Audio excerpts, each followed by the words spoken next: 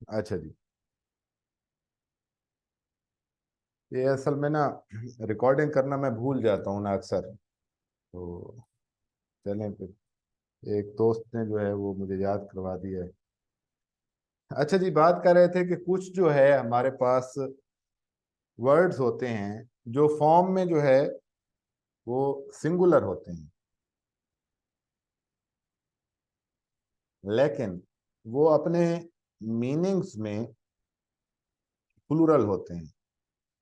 तो इनके बाद हमने जो वर्ब इस्तेमाल करना है, वो हमारा वर्ब जो है वो प्लूरल होगा।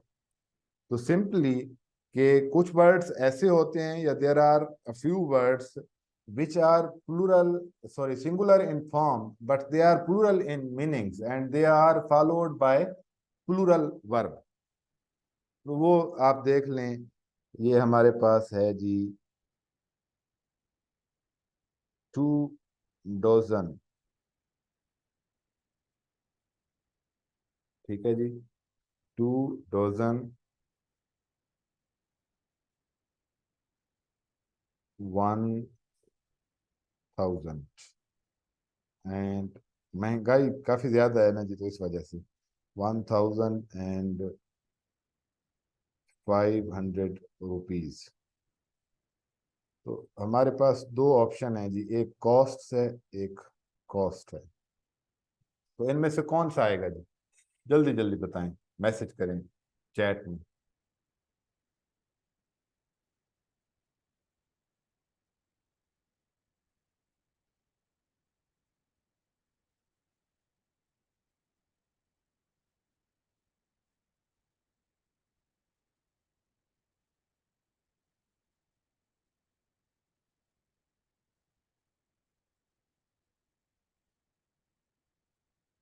बिल्कुल जी, ठीक कह रहे हैं, कॉस्ट आएगा जी। तो हम यहाँ पे लगा देंगे जी कि 2000 कॉस्ट। यहाँ तक क्लियर है जी?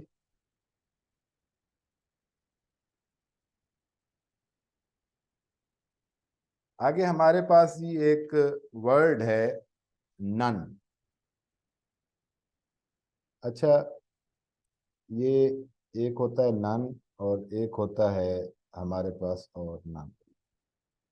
ये दो वर्ड्स हैं, वैसे ये पेयर ऑफ वर्ड्स में भी आ जाते हैं। ठीक है, इनका आपको वैसे पता होना चाहिए।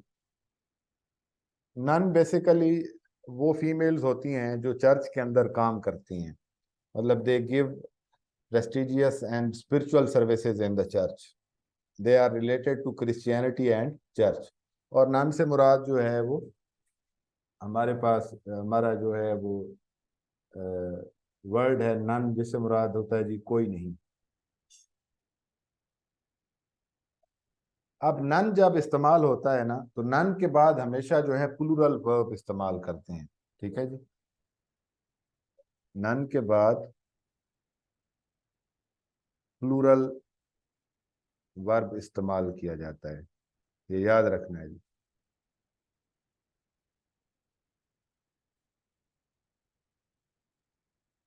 None are so active in रजाक्स क्लास।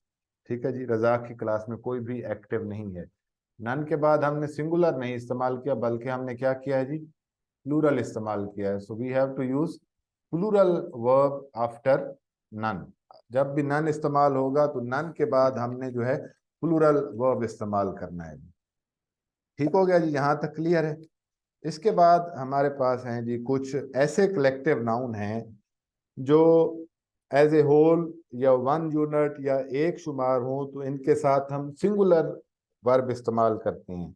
लेकिन जैसे ही वो तकसीम हो जाएं, या जब उनको हम एज एन इंडिविजुअल कंसीडर करें, उनको अलग अलग कंसीडर करें, तो फिर उनके साथ जो है हम वर्ब या हेल्पिंग वर्ब प्लूरल इस्तेमाल करते हैं। So you can say that there are some certain collective nouns which are used as a one unit, or whenever they are considered considered as a whole, we use singular verb with them. but when individuals out of them are considered, we use plural form, plural verb. तो आप कह सकते हैं कि जी collective noun है हमारे पास मुख्तलिफ, जब वो एज अ होल इस्तेमाल होंगे या वन यूनिट के तौर पे इस्तेमाल होंगे, तो उनके साथ हमने जो है सिंगुलर वर्ब इस्तेमाल करना है। ठीक हो गया जी। लेकिन जैसे ही वो तकसीम होंगे, ठीक है जी, जैसे ही वो अलग अलग होंगे तो फिर हमने उनके साथ प्लूरल लगा देना है। फॉर एग्जाम्पल, वर्ड है हमारे पास कॉमिटी, वर्ड है हमारे पास ज्यूरी। हम कहते हैं जी कॉमिटी हैज डिसाइडेड, ठीक है जी। कॉमिटी से मुराद अब एक यूनिट है, एज ए होल इसको हम ले रहे हैं, तो इसके बाद हम क्या कर रहे हैं, हम हेल्पिंग वर्ब या हम वर्ब जो है वो सिंगुलर इस्तेमाल कर रहे हैं। लेकिन जैसे ही ये डिवाइड होगी, ठीक है, ज्यूरी डिवाइड हो गई, कमेटी डिवाइड हो गई, तो हमने इनके बाद जो है हेल्पिंग वर्ब या वर्ब वो जमा का लगा देना है। Committee are divided on the matter of corruption कर दें, एजुकेशन कर दें, जो मर्जी है आप कर दें, ठीक है। तो मसला क्या है कि कमेटी जो है वो अब डिवाइडेड हो गई है, तो जब कमेटी डिवाइडेड हो गई है तो हमने इस पे जो है वो हेल्पिंग वर्ब या वर्ब अपना प्लूरल का इस्तेमाल करना है। लेकिन जब ये एज ए होल या एज ए वन यूनिट इस्तेमाल हो रही होगी, तो फिर हमने जो है इसके साथ अपना हेल्पिंग वर्ब सिंगुलर का लगाना है। क्लियर हो गया है जी। इसके बाद हमारे पास है जी, नेक्स्ट पेज पे चलते हैं जी। अच्छा, जब मुख्तलिफ नाउन्स या आप कह लें प्लूरल नाउन्स या ग्रुप ऑफ नाउन्स भी कह सकते हैं, दो तीन नाउन्स इकट्ठे हों, ठीक है, ये किसी ऑब्जेक्ट का नाम हो, किसी किताब का नाम हो, ठीक है जी, या कलेक्टिव यूनिट के तौर पे ये इस्तेमाल हो रहे हों, ठीक है, तो इनके बाद हमने क्या करना है, अपना वर्ब सिंगुलर इस्तेमाल करना है। ठीक है जी, वर्ब या हेल्पिंग वर्ब हमने क्या करना है, सिंगुलर इस्तेमाल करना है। अब इसमें आप देख सकते हैं कि जी a prologue to Canterbury tales,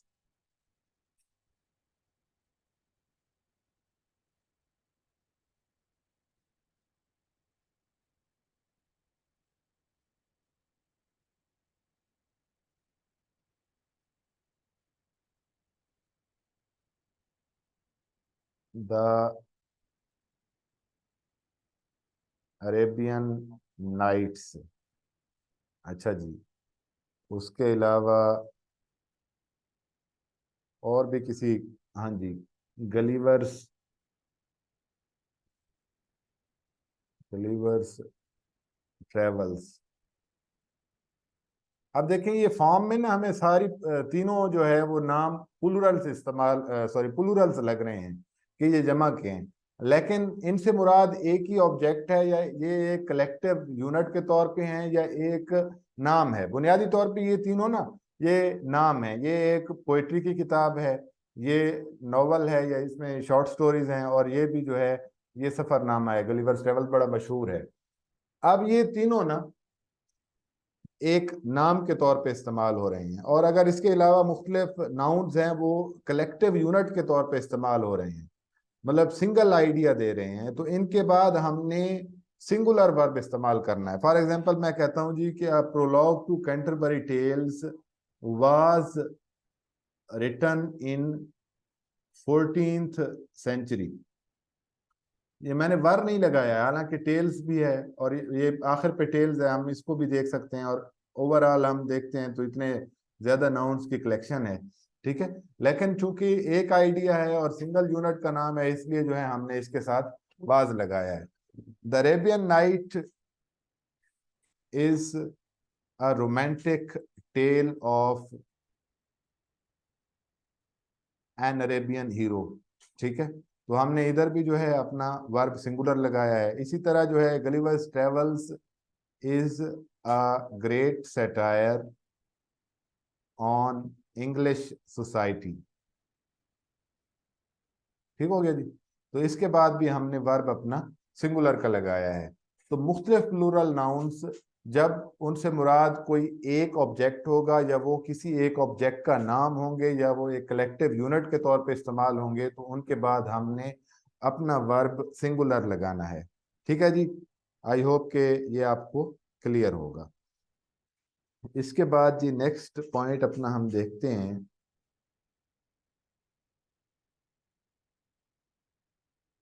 कौन सा पॉइंट था जी, मैंने इधर लिखा था तो, हाँ जी, जब भी कोई प्लूरल किसी भी स्पेसिफिक अमाउंट या किसी भी स्पेसिफिक क्वालिटी को एक शुमार करे या एज ए होल शुमार करे, तो उसके बाद हम सिंगुलर वर्ब इस्तेमाल करते हैं जी। अगर हमारे पास स्पेसिफिक क्वांटिटी या स्पेसिफिक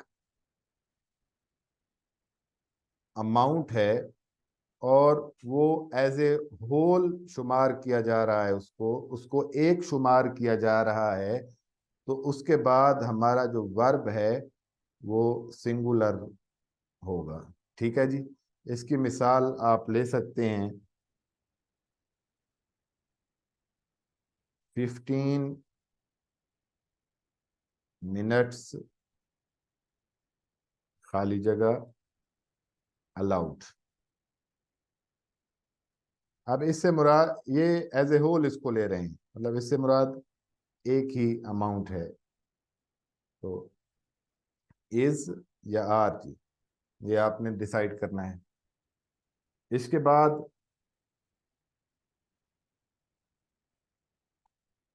10 किलोमीटर्स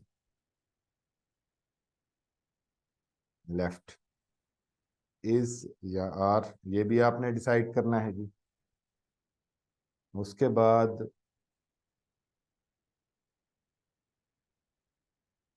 50,000 रुपीज खाली जगह अ हैंडसम अमाउंट, यहाँ पे भी इज आर ये आपने डिसाइड करना है जी। तो पहले देखते हैं जी कि 15 मिनट्स इज आएगा या आर आएगा। तो 15 मिनट्स इज अलाउड, इज इस्तेमाल करेंगे। क्यों? क्योंकि हमने रूल पढ़ा है कि जब कोई स्पेसिफिक क्वांटिटी होगी या जब कोई स्पेसिफिक अमाउंट होगी और उसको एज ए होल या उसको एक कंसीडर किया जाएगा, तो इसके बाद हम सिंगुलर वर्ब इस्तेमाल करते हैं। तो 15 minutes is allowed, 10 kilometres is left. अब 10 किलोमीटर से मुराद एक जो है वो फासला है। इसी तरह 50,000 rupees is a handsome amount. ठीक हो गया जी। तो ये हमारा था। अच्छा, हैंडसम का वर्ड आया है, हैंडसम और स्मार्ट दो वर्ड्स इस्तेमाल करते हैं हम जेंडर्स के लिए, ये भी आपको पता होना चाहिए। हैंडसम और स्मार्ट लेडीज के लिए कौन सा इस्तेमाल किया जाता है और जेंट्स के लिए कौन सा इस्तेमाल किया जाता है जी? Handsome and smart. ये जी आप कह लें कि जी मेल्स के लिए, अगर मेल्स की तारीफ करनी हो तो उनको हैंडसम कहते हैं, और फीमेल्स के लिए जो है वो स्मार्ट का लफ्ज इस्तेमाल करते हैं। ठीक है जी। हम अक्सर जो है वो लड़कों के लिए सुनते हैं कि जी स्मार्ट कह रहे हैं उनको। ठीक है। ये स्मार्ट जो है लड़कियों के लिए इस्तेमाल करते हैं और हैंडसम जो है लड़कों के लिए इस्तेमाल किया जाता है। तो ये जी थे हमारा करेक्शन का हमारा पहला पहला चैप्टर था हमारा सब्जेक्ट वर्ब एग्रीमेंट।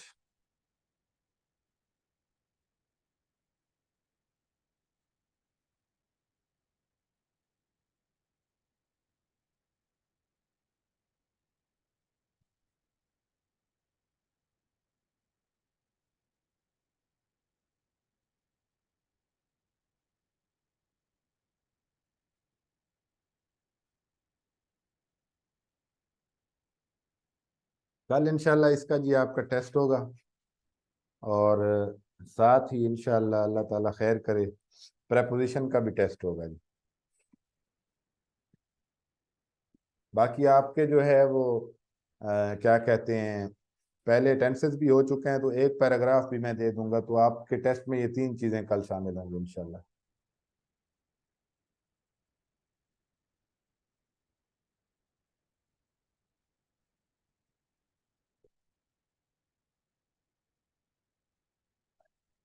चलें जी, आज इतनी क्लास काफ़ी है इंशाल्लाह।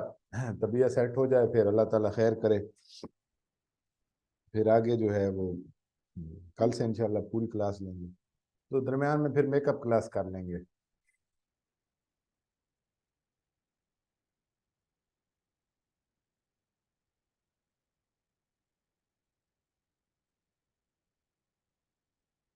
बस ये इमरान साहब एक्चुअली ना ये रूल्स हैं, मतलब कुछ हम गलतियां करते हैं आम, जिसे हम गलतुल आम कहते हैं उर्दू में, कॉमन मिस्टेक्स हैं, वो हम करते हैं। तो ये हम जो करेक्शन कर रहे हैं इसमें ये जाहिर सी बात है वो टेस्ट में ऐसी चीज़ों को हिट करता है ना जो हम आम तौर पे गलत गलत जो है वो इस्तेमाल करते हैं, फिर हम टेस्ट में भी वही गलती करते हैं। तो ये वो रूल्स हैं। और बाकी अब न्यूज़पेपर वगैरह ये चीज़ें पढ़े ना, तो इनमें ये काफ़ी चीज़ें ठीक इस्तेमाल हुई होती हैं, तो हमें लगता है कि शायद इसने गलत किया है, लेकिन वो रूल्स के मुताबिक होती हैं। बाकी इसके अलावा जो है आप इनको थोड़ा सा ना कोशिश करें मेमोराइज कर लें, इनको रूल्स को याद कर लें, याद रह जाएं तो अच्छी बात है।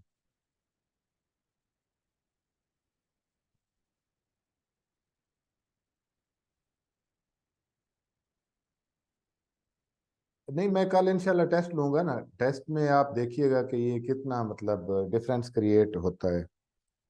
और ये बड़ी सिंपल सी चीज़ें हैं। आप सीएसएस में जो करेक्शन आती है वो इन्हीं चीज़ों में से आती है। मतलब मैंने जो कल आपको पढ़ाया है, कल पढ़ाया है और आज पढ़ाया है, इसमें से पास पेपर में देखें एक या दो सेंटेंसेस हर साल आते हैं।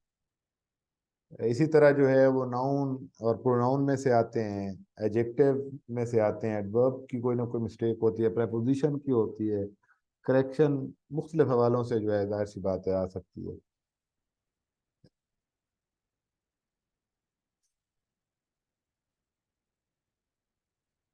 ठीक है जी। आज फिर तो हमारी जो एक्चुअल टाइम है उससे फिर आधी क्लास हुई है। कल इंशाल्लाह फिर मुलाकात होती है, कल अल्लाह ताला खैर करे बाकी चीज़ें कवर करेंगे। आज मेरा दिल था कि नाउन एंड प्रोनाउन की भी करेक्शन स्टार्ट कर दें और वो मैक्सिमम जो है वो हम उसको कवर कर लें, लेकिन वो फिर नाउन एंड प्रोनाउन के ना तकरीबन हैं 20-25 पॉइंट्स हैं, तो वो कल इंशाल्लाह कोशिश करेंगे कि नाउन एंड प्रोनाउन को ख़त्म करें, फिर करेक्शन हमारी अच्छी खासी हो जाएगी। मतलब दो हमारे चैप्टर्स हो जाएंगे, फिर 6-7 ही रह जाएंगे वो 5-6 लेक्चर में। ठीक है जी, वैसे शुक्रिया जी। चलें ठीक है जी, फिर इंशाल्लाह कल मुलाकात करते हैं, और क्लास रेगुलर लिया करें, क्लास मिस ना किया करें, फिर क्लास मिस हो जाती है ना। अब असल में रिकॉर्डिंग का मसला होता है, रिकॉर्डिंग अभी भी मुझे एक दोस्त ने जो है वो कॉल किया है कि जी आप यार रिकॉर्डिंग ही नहीं कर रहे। मैंने कहा चले मैं ऑन कर देता हूँ। तो नोट्स असल में मैं जो बनाता हूँ वो आपको समझ नहीं आएंगे, वो जाहिर सी बात है, मैं तो बड़े शॉर्ट से बनाता हूँ, उसमें कीवर्ड्स ही लिखे हुए होते हैं। तो वो मैं कल के लेक्चर का आपको लिंक भेज देता हूँ। चलें ठीक है जी, शुक्रिया, अल्लाह हाफिज।